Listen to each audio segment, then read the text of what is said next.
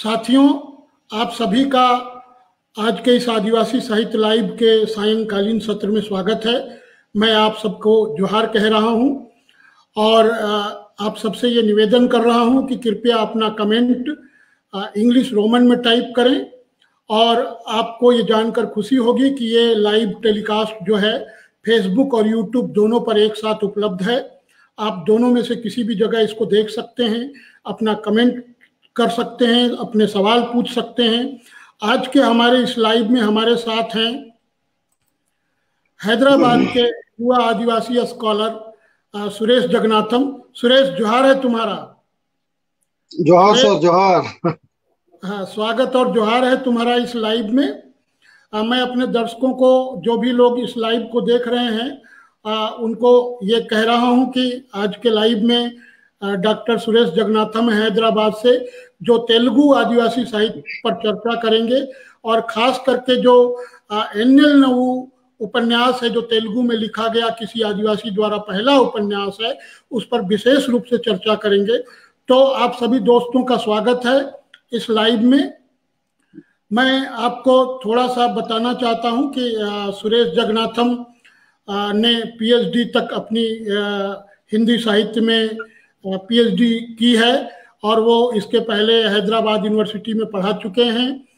कुछ समय तक वो टीआरआई आंध्र प्रदेश में रिसर्च एसोसिएट भी रहे हैं। इसके अलावा जो उनका बहुत बड़ा महत्वपूर्ण काम है, वो काम है देश भर में घूम घूम करके, खास करके जो प्रिमिटिव ट्राइब हैं, पीवीटीज हैं, उनके ओरल लिटरेचर को कलेक्शन करने का काम उन्होंने किया है और वो लगातार इस दिशा में सक्रिय रहते हैं। वो बहुत अच्छे वाचिक साहित्य के जानकार हैं, उसके कलेक्टर हैं, संग्राहक हैं और उस पर उनका स्पेशलाइजेशन है। तो मैं डॉक्टर सुरेश जगन्नाथम का इसमें स्वागत कर रहा हूं। और सुरेश, मैं सबसे पहला सवाल जो सब लोगों से करता हूं, तुमसे भी वही कर रहा हूं कि अपने परिवार के बारे में और अपने समुदाय के बारे में थोड़ा जानकारी दो। सुरेश। सर, वॉइस ब्रेक हो रहा है सर। सुरेश, मैं तुमसे कह रहा हूं कि तुम आपको मेरी आवाज आ रही है सर? हाँ, आवाज आ रही है। अपने परिवार के बारे में और अपने समुदाय के बारे में थोड़ा जानकारी दो। Hello hello hello sir. हाँ, मेरी आवाज आ रही है? हाँ हाँ, अभी कट रही थी, बीच में आप पॉज हो गए थे। नहीं, पॉज तो मैं नहीं हुआ, लेकिन मैं तुमसे पूछ रहा हूं कि तुम्हारे समुदाय के बारे में और अपने बचपन के बारे में थोड़ा बताओ। जी जोहार, आप सभी को जोहार जी। मेरा नाम है डॉक्टर सुरेश जगन्नाथम। मैं आंध्र प्रदेश के प्रकाशम जिले के पोन्नलूरु मंडलम यानी ब्लॉक का नाम है, उसमें एक छोटा सा गांव है जिसका नाम है परचूरुवारीपालెం, जिसमें उस गांव में तकरीबन सभी जातियों वाले रहते हैं। लेकिन हमारे समुदाय के लोग हैं जो 10 परिवार हैं। हालांकि मैंने अपने पूर्वजों से जो जानकारी प्राप्त की है हमारे बारे में, पहले हम लोग नलमला फॉरेस्ट एरिया में रहते थे, नलमला जंगलों में। लेकिन औपनिवेशिक काल में ब्रिटिश के समय जब आजादी के बाद उस जंगल को मतलब अभयारण्य के रूप में घोषित किया गया और वहां से हम लोग को विस्थापित किया गया और वहां से हम लोग धीरे धीरे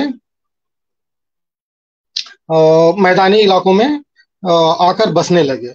हालांकि मैदानी इलाकों से मेरे समुदाय का संबंध रहा, क्योंकि जो हमारा पेशा है इरुक्ला समुदाय का, वो है बांस की चीजें बनाना, बांस की टोकरी, मतलब जितने भी बांस के चीजें बनते हैं वो हम बनाते हैं। तो हम लोग जंगलों में से बांस को काट कर सारे गांव में डालते हैं कट्टे के रूप में, और एक एक गांव में तकरीबन 10, 15, 20 दिन रहकर उनको जो भी चीजों की जरूरत होती है उन सारी चीजों को उनको बुन कर देते थे। और उस तरह हमारे समुदाय का जीवन यापन चलता है और आज भी चल रहा है। एक, एक मिनट सर। दोस्तों, आज हमारे साथ हैं सुरेश जगन्नाथम हैदराबाद हाँ, से। हेलो वो सर, जिला आप सुन रहे हैं मुझे? आदिवासी हैं और वो आप अपने सुन रहे हैं मुझे? समुदाय के बारे में बता रहे हैं। हाँ, बोलो। हाँ, तो इस प्रकार हमारा समुदाय धीरे धीरे गांव में आकर बसने लगा।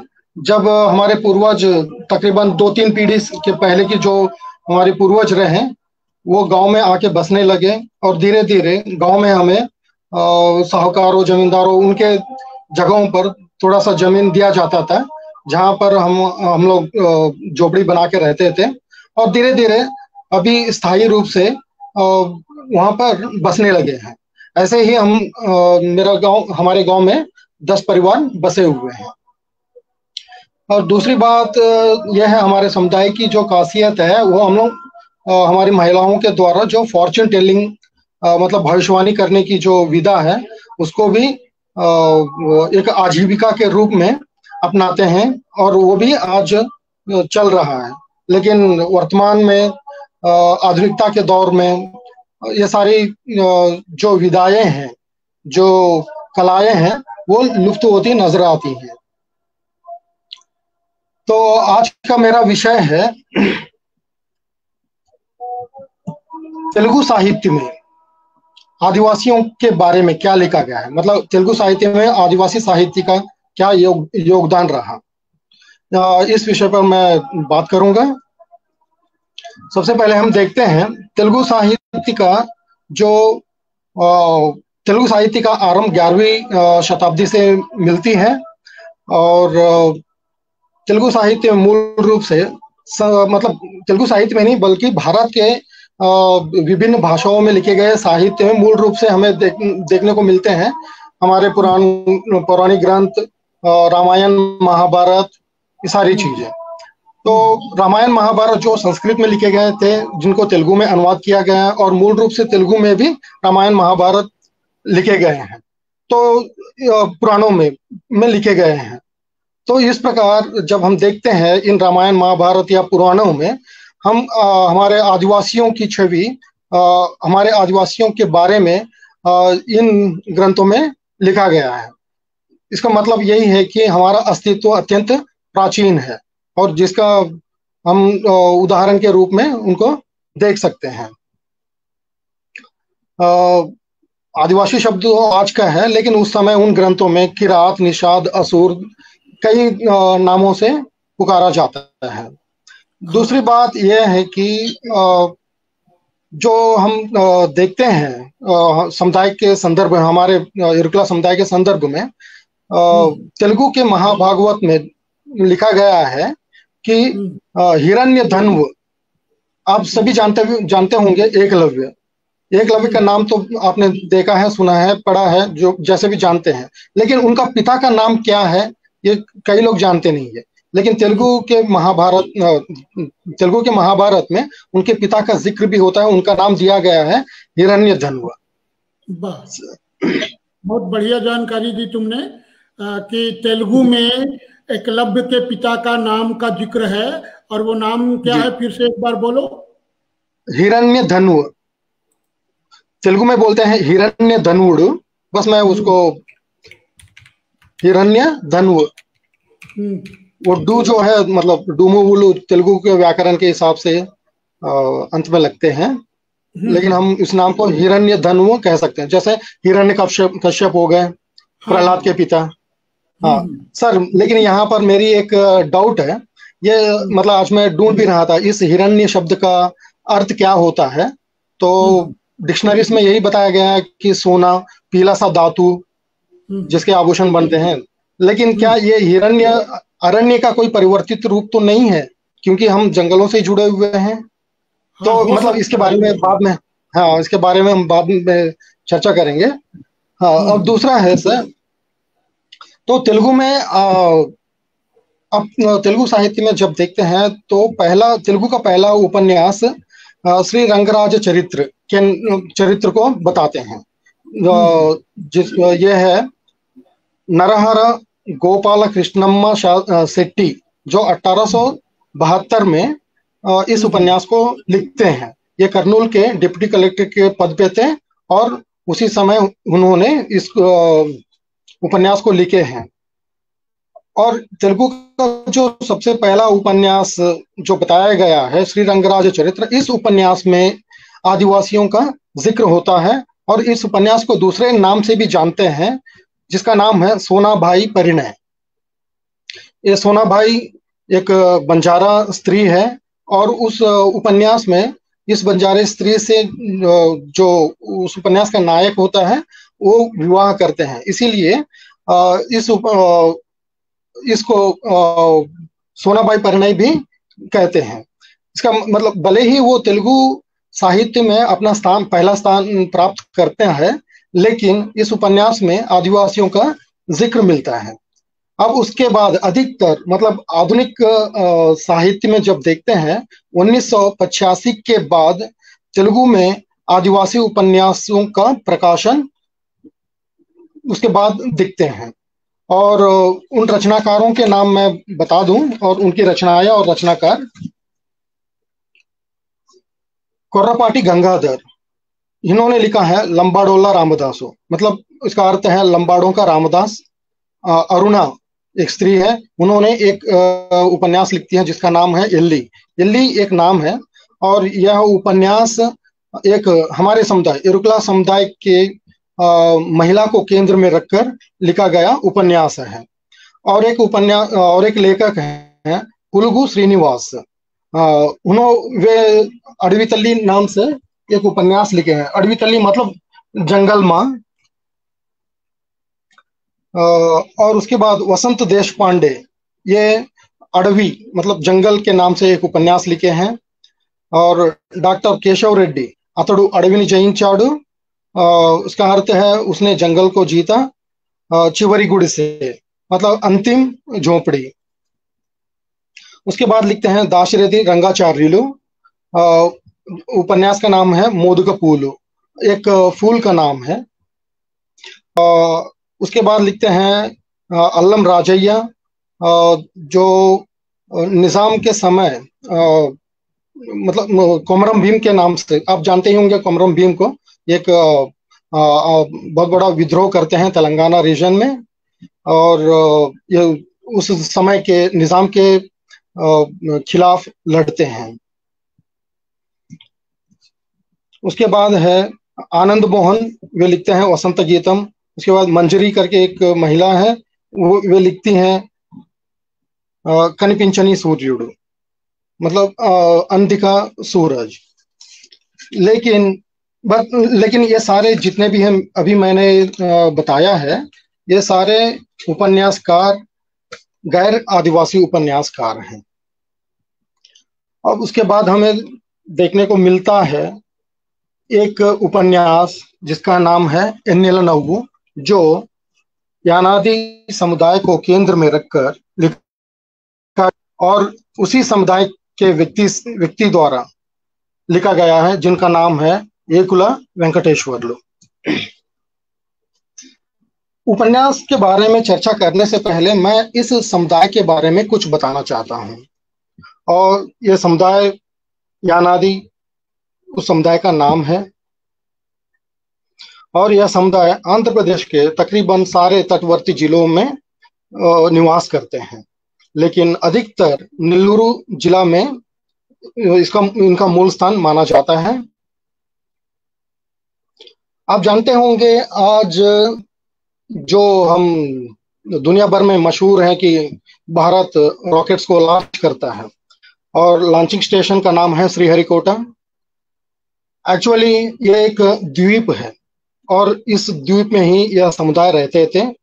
ये श्रीहरिकोटा लॉन्चिंग स्टेशन बनने से पहले यानादी समुदाय के लोग इस द्वीप में रहते थे और वहां से मूलतः वे शिकारी हैं जो मछली पकड़ते हैं, छोटे छोटे जानवरों को पकड़ते हैं।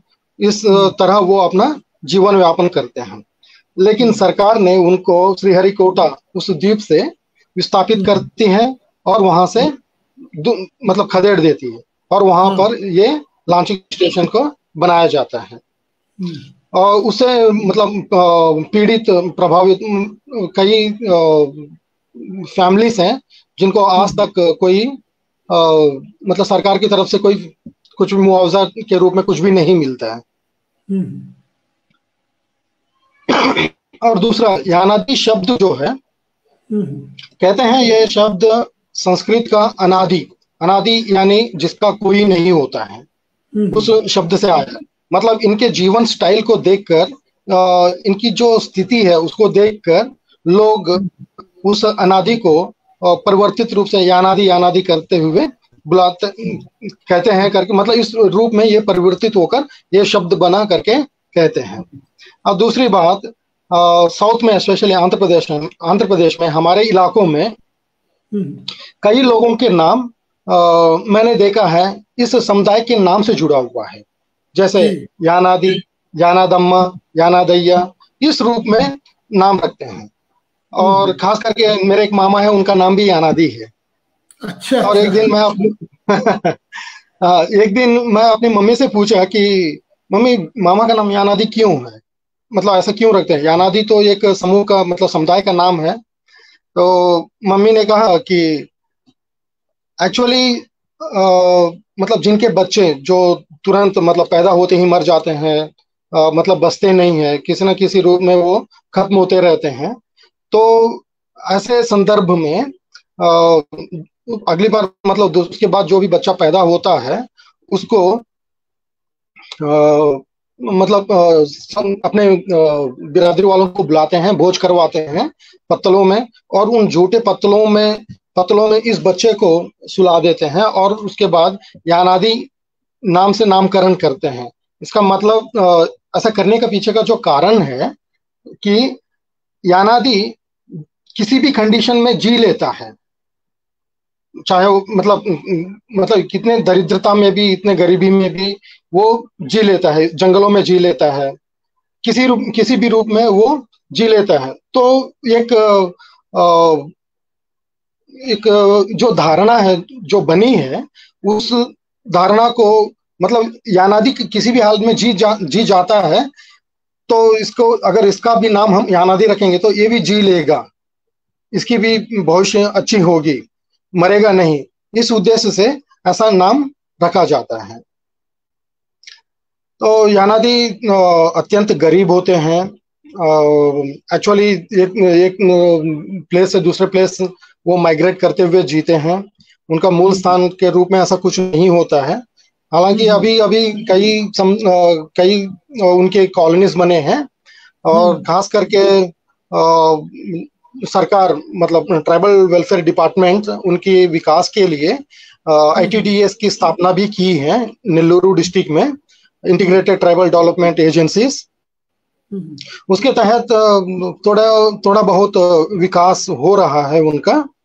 तो ऐसे कंडीशन में चलते चलते हाँ, और एक बात है कि मैं एंथ्रोपोलॉजिस्ट के हिसाब से मतलब इनकी जो नस्ल है वो अफ्रीकन नस्ल से जुड़े हुए हैं। और खास करके श्रीलंका में एक समुदाय है जिसका नाम है वेदाइड। वे कुछ लोगों का मानना है कि वे श्रीलंका से माइग्रेट होकर भारत के भूभाग में आए हैं, और वो उनका जो पूर्वज है वो वेदाइड से हैं। तो अब मैं सीधे आता हूँ उपन्यास के संदर्भ में। हाँ, उपन्यास पे चर्चा करेंगे, इसके बाद हम लोग उसके लेखक पे चर्चा करेंगे, है ना? जी सर। अब उपन्यास में प्रमुखतः 3 पात्र हैं, मतलब ये 3 पीढ़ियों को दर्शाता है। पहली पीढ़ी की जो रिप्रेजेंटेटिव करती हैं मंगम्मा। मतलब आप लोगों को ये नाम थोड़ा मतलब प्रोनाउंस करने में दिक्कत हो सकती है। मूलतः इस उपन्यास में 3 प्रमुख पात्र हैं, क्रमशः उनका नाम है मंगम्मा, ये पहली पीढ़ी की हैं। दूसरी ये महिला पात्र है। दूसरा पात्र है अलिवेलु, ये भी महिला पात्र है जो मंगम्मा की बेटी है। तीसरा पात्र है चिंचलू, ये जो अलिवेलु का बेटा है। अब हम देखते हैं मंगम्मा के जीवन के संदर्भ में। इस उपन्यास में मंगम्मा को ऐसे दर्शाया गया है, साहूकारों, महाजनों, जमींदारों की दया पर जीने वाली मंगम्मा अपने जीवन काल में बहुत सारे यातनाएं झेलती हैं और बहुत जगहों पर ठगी जाती है, शारीरिक शोषण होता है उनका। और इसके बावजूद भी मतलब उस समय मंगम्मा से एक गैर आदिवासी मतलब उच्च कुल का उनसे धोखा करते हैं, जिसके वजह से मंगम्मा प्रेग्नेंट हो जाती हैं और अलिवेलु को जन्म देती हैं। और अलिवेलु जिस क्षेत्र में रहती है, मतलब वो प्रकाशम डिस्ट्रिक्ट में रहती है, उपन्यास में पूरा बताया गया है जिन जिन जगहों पे वो रहती हैं। अब वहां से अपने समुदाय को छोड़कर प्रकाशम जिले से नेल्लूर डिस्ट्रिक्ट में आती है, वही अपने ही रिश्तेदारों के यहाँ, और वहां पर रहकर अपना जीवन चलाते रहती है। और उसी समय मंगम्मा का परिचय उसी समुदाय का एक व्यक्ति है, उनसे परिचय होता है और उनके साथ रहने लगती हैं। और वह व्यक्ति की भी शादी हुई होती है, लेकिन गरीबी के कारण उनकी बीवी बीमार हो जाती है। गरीबी के कारण वो अपनी पत्नी का इलाज नहीं करवा पाते हैं और उनकी बीवी मर जाती है। तो मंगम्मा के एक बेटी होती है और उनके 2 बच्चे होते हैं। सब मिलकर एक ही जगह एक ही घर पे रहते हैं। अब दूसरा पात्र है अलिवेलु। अलिवेलु मंगम्मा की बेटी है। वो बड़ी होने के बाद उस समय मतलब उस समुदाय में पढ़ाई लिखाई का तो कुछ साधन नहीं है और वो स्कूल भी भेजते नहीं है अलिवेलु को। मतलब टीनेज में आने के बाद अलिवेलु सबके साथ मिलकर लोगों के साथ काम में जाती है। और यहाँ पर मुख्य रूप से काम होता है, अगर हम देखते हैं कृषि के संदर्भ में, नेल्लूर प्रकाशम जिलों में अधिकतर तंबाकू की खेती होती है।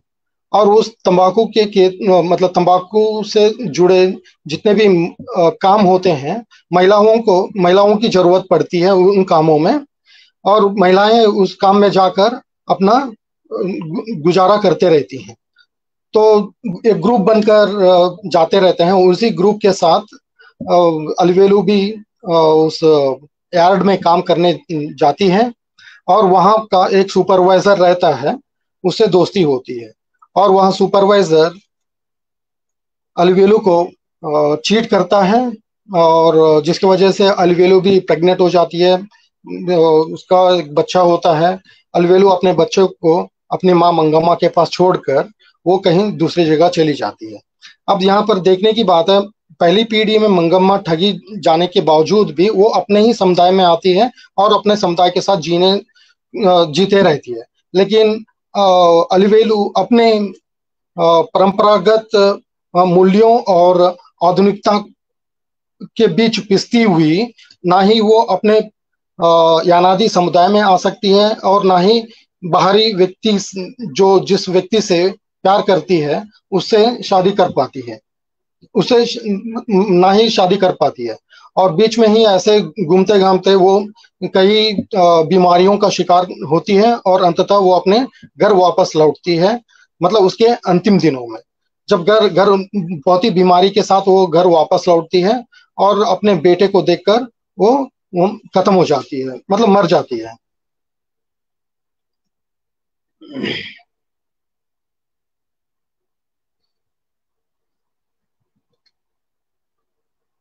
Hello hello hello. हाँ, उपन्यास में आगे क्या होता है? सर सुन रहे हैं मुझे? हाँ, सुन रहा हूँ, बोलो। हाँ, तो फिर उपन्यास का तीसरा पात्र है। हाँ, अब मतलब इस उपन्यास में और एक पात्र जो अलिवेलु की शादी होती है यहाँ अपने ही समुदाय के एक व्यक्ति से, लेकिन वो ज्यादा दिन टिक नहीं पाता। उसका कारण भी ये मेन स्ट्रीम सोसाइटी ही होता है। वो जिस गांव में रहते हैं उस गांव में एक छोरी होती है, तो उस चोरी का इल्जाम ये अलवेलू के पति पर डाला जाता है, उसे मारते हैं, पीटते हैं। और मैं चाहूंगा यहाँ पर उस संदर्भ को पढ़ूं, अदरवाइज मैं मतलब उसी को बताता हूँ अपने बातों में। तो यहाँ पर अलवेलू का पति मुनैया जो चोरी नहीं किया होता है, लेकिन गांव वाले उसे मारते हैं, पीटते हैं और उसे वार्निंग देते हैं कि कल तक अगर तुम अपने अपराध को स्वीकार नहीं करेंगे तो हम तुम्हें मार देंगे। अच्छा। अब यहाँ पर चंचलू डर जाता है, वो ना किए हुए चोरी का इल्जाम अपने सर पे नहीं ले सकता है और ना ही वो वहां रहकर उनके हाथों मर सकता है। इसीलिए रातों रात वो बिना बताए उस वहां से निकल मतलब उस गांव से फरार हो जाता है और उपन्यास के अंत तक वो मतलब वो वापस आता ही नहीं और किसी को पता नहीं है कि वो कहाँ चला गया। इस प्रकार अलवेलू मतलब बिना पति के जो जीवन जीते रहती है, तो वहां पर लोगों की जो नजरें होती है अलवेलू के प्रति वो बहुत ही चिंताजनक होती है। और इस दृष्टि मतलब इस तरीके से अलवेलू कई लोगों से एक्सप्लॉइट की जाती है और मुख्य रूप से वो जो काम करने जाती है वहां का जो सुपरवाइजर होता है उसे एक नहीं बल्कि दो बार धोखा देता है। अब तीसरी पीढ़ी के संदर्भ में बोलते हैं, बात करें तो जो तीसरा जनरेशन का व्यक्ति है वो है चंचलू, जो अलवेलू का बेटा है। अलवेलू चंचलू के पैदा होने के बाद अपने माँ मतलब नानी के पास छोड़कर वो चली जाती है और मंगम्मा उस चंचलू को बहुत ही मेहनत से पढ़ाती है। चंचलू बहुत ही होशियार बच्चा रहता है, स्कूल में अव्वल दर्जे का रहता है और वो हर क्लास में आगे बढ़ते रहता है। और वहीं पर स्कूल के टाइम से ही छात्र संगठनों से जुड़ जाता है और मतलब संपर्क में आता है और एक संगठन से जुड़ जाता है। और उस छात्र संगठन का एक जो नायक होता है, उस नायक से परिचय होता है। वो नायक इस चंचलू को एक ऐसे ग्रुप से जो विद्रोही आंदोलन करने वाले ग्रुप से मतलब नक्सली ग्रुप से उसका परिचय होता है। तो यहाँ पर ये देख सकते हैं हम कि स्पेशली SC ST OBC या माइनॉरिटी के बच्चे जो स्कूल या कॉलेज के दौर में ही उनको संगठनों में कैसे छात्र संगठनों में कैसे लेते हैं और उनका कैसा उपयोग करते हैं। इससे रिलेटेड एक संदर्भ है। जब चंचलू 10th क्लास में रहता है और कुछ दिन बाद मतलब 2-3 दिन के बाद उसका जो एग्जाम्स होने को रहते हैं, तब उस छात्र संगठन का जो नायक है चंचलू को कहता है कि मतलब चंचलू को एक जगह ले जाता है और उसे जाना होता है उस नक्सली ग्रुप में। तब चंचलू पूछता है कि नहीं मेरा एग्जाम्स है तो अभी नहीं हो पाएगा। फिर उसके मतलब ब्रेन वॉश किया जाता है चंचलू का और उसे वहां पर जाने के लिए मजबूर करते हैं। तो चंचलू को घर में झूठ बोलकर राजमंड्री मतलब ट्रेन से राजमंड्री चले जाता है, यहाँ पर एग्जाम्स को भी छोड़कर। मतलब किस प्रकार से जो उच्च वर्ग वाले जो नक्सली या फिर कम्युनिस्ट आइडियोलॉजीज के लोग मतलब उच्च पदों पर रहकर उसको मॉनिटर करते हैं और ग्राउंड लेवल पर किस प्रकार से ये लोग मतलब दलित आदिवासी या बहुजन वर्ग किस प्रकार से उस आंदोलन को आगे बढ़ाते हैं, इन सारी चीजों को क्रमशः इस उपन्यास में बताया गया है।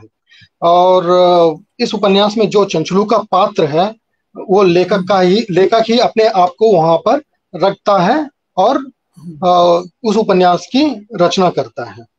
तो हम देख सकते हैं सुरेश जी, इसका मतलब है कि ये एक तरीके से आत्मकथात्मक उपन्यास है। जी सर, बिल्कुल। और ये हम देख रहे हैं कि लगभग सारे लेखक जो आदिवासी के हैं वो जब लिखते हैं तो एक तरीके से वो अपने आत्म संस्मरणों को और आत्मानुभवों को या जो अपने समुदाय के अनुभव को है उसी को लिखने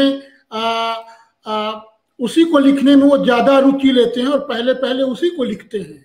तो बिल्कुल तुमने जो इस बिल्कुल, उपन्यास की चर्चा की उस क्योंकि उपन्यास ये कोई काल्पनिक उपन्यास नहीं है। हाँ यहाँ पर जो उनकी नानी है, आज भी वो मतलब लेखक खुद अपने बारे में बताते हैं कि मैं एक सेमिनार में उनको सुना था, तो उन्होंने यही बताया कि ये इसके पात्र जितने भी वो मेरे परिवार के पात्र हैं, मेरे समुदाय के पात्र हैं। ये एक आत्मपरक उपन्यास ही है। तो इस प्रकार अंतिम रूप में चंचलू मतलब लेखक खुद उस संगठन को छोड़ता है और अंबेडकरवादी विचारधारा को अपनाकर फिर वापस आते हैं और यहाँ पर सोसाइटी में वो बहुजन वर्ग का प्रतिनिधित्व करते हैं और अपना जीवन जीते हैं। थोड़ा अब इस उपन्यास के लेखक के बारे में बताओ।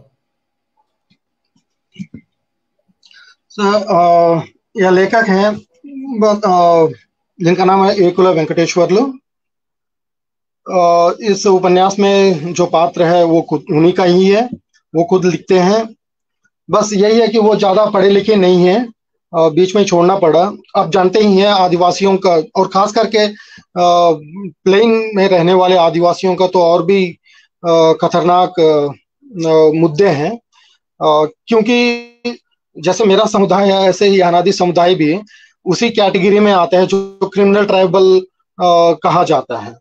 और मैं खुद देखा हूँ ऐसे समुदायों को, मतलब इस समुदाय के कई लोगों को जो पुलिस या फिर गांव के उच्च वर्ग वाले इनको किस रूप से मतलब घोषित करते हैं, मतलब एक चोर के रूप में प्रोजेक्ट करते हैं और कई लोगों के जीवन बर्बाद होते हैं। मैंने खुद देखा है। मेरे गांव के बगल में एक अनादि फैमिली होती थी जिनका नाम ब्रह्मैया था। उनके साथ मैं कई बार शिकार करने भी गया। मतलब एक प्रकार से मैं उनके साथ शिकार सीखा हूँ। अपने समुदाय से तो सीखा ही है, अपने परिवार से, लेकिन कई चीजों का शिकार करना मैं उनसे भी सीखा था। लेकिन अचानक से एक दिन मैं देखता हूँ कि वो ब्रह्मैया कहाँ गया, तो मुझे पता चल, जब मैं हाई स्कूल में था, वो कहाँ गया, तो उसे पुलिस पकड़ के ले गई चोरी के इल्जाम में। लेकिन आखिर लोगों को पता है वो चोरी उसने नहीं की थी। ऐसा ही संदर्भ इस उपन्यास में भी देखने को मिलता है, जहां पर अलीवेलु का पति मुनैया चोरी नहीं करता है, लेकिन वो फरार होने पे मजबूर हो जाता है। तो इस उपन्यास को हम एक यथार्थ पूर्व घटना से निर्मित उपन्यास कह सकते हैं। और अब लेखक के बारे में बताएं तो आज उनकी स्थिति बहुत ही नाजुक है और वो बहुत ही गरीबी में जी रहे हैं। हालांकि वो गरीबी ही थे, लेकिन आज उनका सिचुएशन बहुत खराब है। पिछले साल मैं विजयवाड़ा के एक सेमिनार में उनसे मिला था, तो सेमिनार में आए थे वे, लेकिन बात करने में दिक्कत है, चलने में, क्योंकि वो पैरालाइज्ड हो चुके हैं और डॉक्टरों ने कहा उनको कि आजीवन उनको मेडिकेशन में ही रहना पड़ेगा। लेकिन आज उनकी स्थिति ऐसी नहीं है। शायद उनके एक दो बच्चे हैं जो पढ़ रहे हैं, और इसके पहले तो लेखक और उनकी मिसेस दोनों खेतों में मजदूर करते थे। वो अपना जीवन यापन करते थे, अपना गुजारा बसारा जो भी है किसी भी तरीके से करते थे। लेकिन आज उनकी बीवी अकेली काम कर रही है। कुछ दिन पहले मैं उनसे बात किया था, तो अभी आप सभी जानते हैं अच्छे अच्छे लोगों की तो लगी पड़ी हुए इस कोरोना के चक्कर में। अब देखिए ऐसे आदिवासी समुदाय के लोग किस रूप से, खास करके मजदूर वर्ग जो डेली वेज लेबर हैं, सारे काम बंद हो चुके हैं, उनके खाने की भी दिक्कत हो रही है। यह सुनकर मुझे बहुत दुख हुआ। लेकिन मैं चाहता हूं कि हम हो सके तो हम अपनी तरफ से उनके लिए कुछ करें।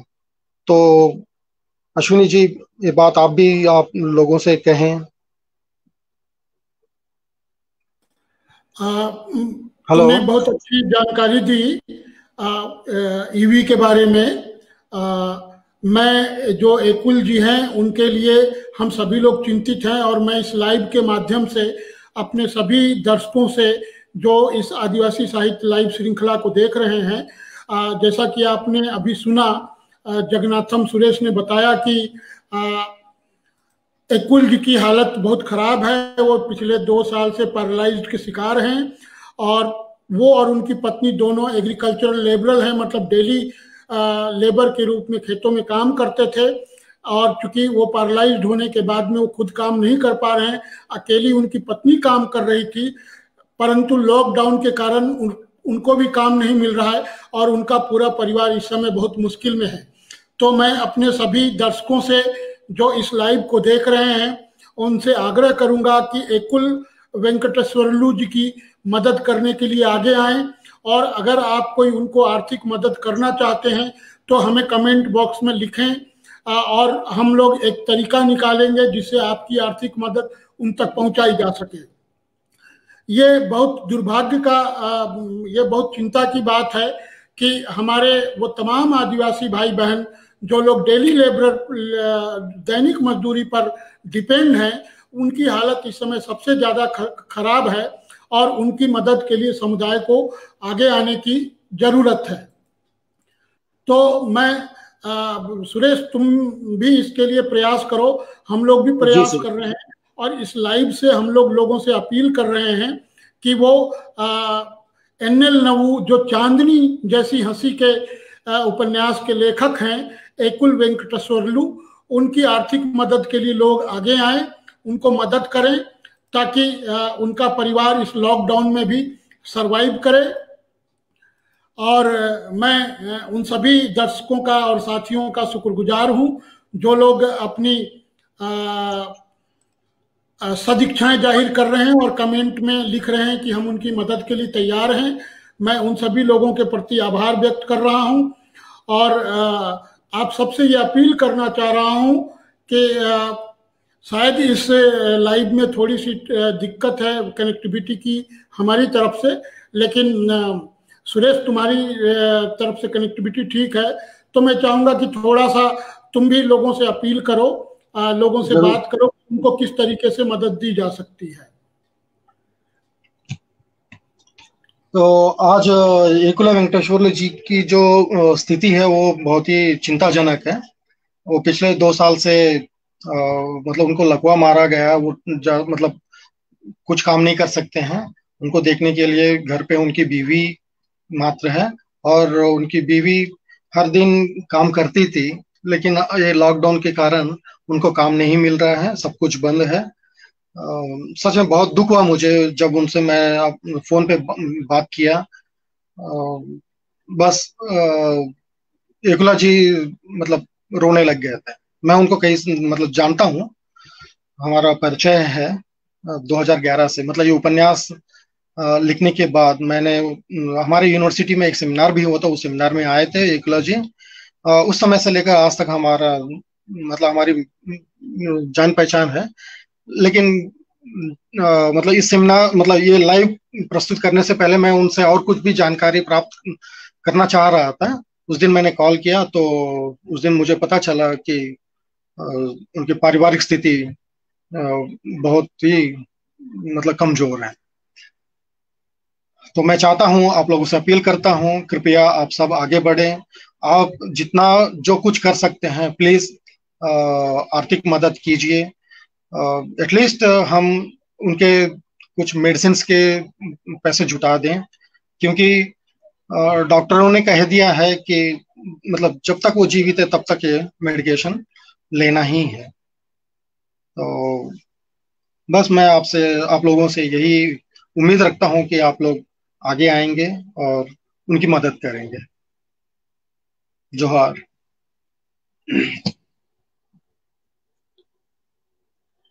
दोस्तों, अभी आप सुन रहे थे तेलुगु साहित्य में जो आदिवासी चरित्र चित्रण हुआ है उस पर उसके बारे में, और खास करके तेलुगु में लिखा गया जो पहला आदिवासी उपन्यास है NL नवू, उसके बारे में। NL नवू का अर्थ आप जानते हैं कि चांदनी हंसी होता है। उसके लेखक जो एकुल वेंकटेश्वरलू जी हैं, वो इन दिनों काफी गंभीर अस्वस्थता का सामना कर रहे हैं। उनका पूरा परिवार आर्थिक संकट में हैं। वो लॉकडाउन और कोरोना के पहले खेती करके, माने खेतीहर मजदूर के रूप में अपना जीवन यापन कर रहे थे, लेकिन पिछले 2 साल से एकुल जी को लकवा मार गया है। वो काम नहीं कर सकते हैं और वो चल फिर नहीं सकते हैं, बहुत दिक्कत है उनको। तो उनके घर में सिर्फ उनकी पत्नी है जो दैनिक मजदूरी करके अपना परिवार चलाती है, लेकिन अभी लॉकडाउन में उनको भी काम मिलना बंद हो गया है। इस तरीके से उनका पूरा परिवार संकट में है। उनको लगातार हर महीने दवा पे खर्च करना होता है, अपने बच्चों की पढ़ाई पे खर्च करना होता है और अपने घर के राशन वगैरह पर के लिए उनको आर्थिक जरूरत होती है। तो मैं आप सभी लोगों से ये अपील करूंगा कि जो साथी भी उनको मदद करना चाहते हैं इस लाइव में और इस अपना वो कमेंट करें, ताकि हम आप लोगों से संपर्क करके कोई मैकेनिज्म डेवलप करें जिससे कि आप जो मदद करें वो मदद हम लोग उन तक पहुंचा सकें।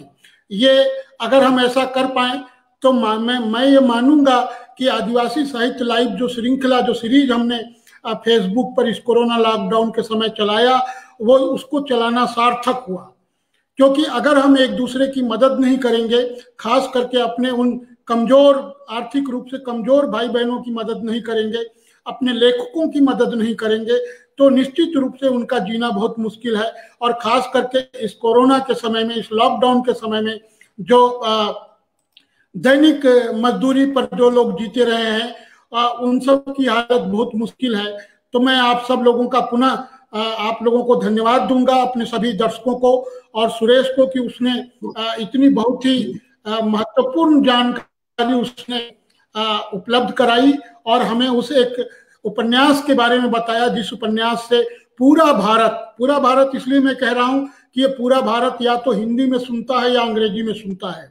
दक्षिण भारत की भाषाएं, उत्तर पूर्व की भाषाएं, इसके बारे में हम लोगों को कोई सूचना नहीं मिल पाती है। तो इसलिए ये सुरेश का जो ये आज का जो लाइव है, इसने हम लोगों को बहुत महत्वपूर्ण जानकारी उपलब्ध कराई और एक ऐसे लेखक से हमारी मुलाकात करवाई जिस लेखक ने तेलुगु का पहला उपन्यास लिखा है और 3 पीढ़ियों की कहानी लिखी है। 3 पीढ़ियों की कहानी लिखी है और एक तरीके से ये उनका आत्मकथात्मक संस्मरण है, आत्मकथात्मक उपन्यास है। हम चाहेंगे कि आने वाले दिनों में सुरेश इसका हिंदी में अनुवाद करें और ये व्यापक भारतीय साहित्य और आदिवासी साहित्य के सामने से आ सके। सुरेश, तुम्हारा बहुत बहुत धन्यवाद। जोहार। सभी दर्शकों को भी बहुत बहुत धन्यवाद। और मैं जोहार कहने से पहले फिर आप लोगों से अपील करूंगा कि आप लोग कृपया एकुल वेंकटेश्वरलू जी की मदद में आगे आए और उनको आप सब लोगों के मदद की तत्काल जरूरत है। आप सब लोग उनको मदद करेंगे और आदिवासी समुदाय की जो आदिवासियत है, जो सामूहिकता है, जो सहभागिता है, जो सहजीवता है, उसको आप लोग चरितार्थ करेंगे। आप सबका बहुत बहुत धन्यवाद इस लाइव में आने के लिए, सुनने के लिए और एकुल जी के आर्थिक मदद के लिए हाथ बढ़ाने के लिए मैं आप सबके प्रति दिल से आभार व्यक्त करता हूं। जोहार। धन्यवाद। जोहार। जोहार।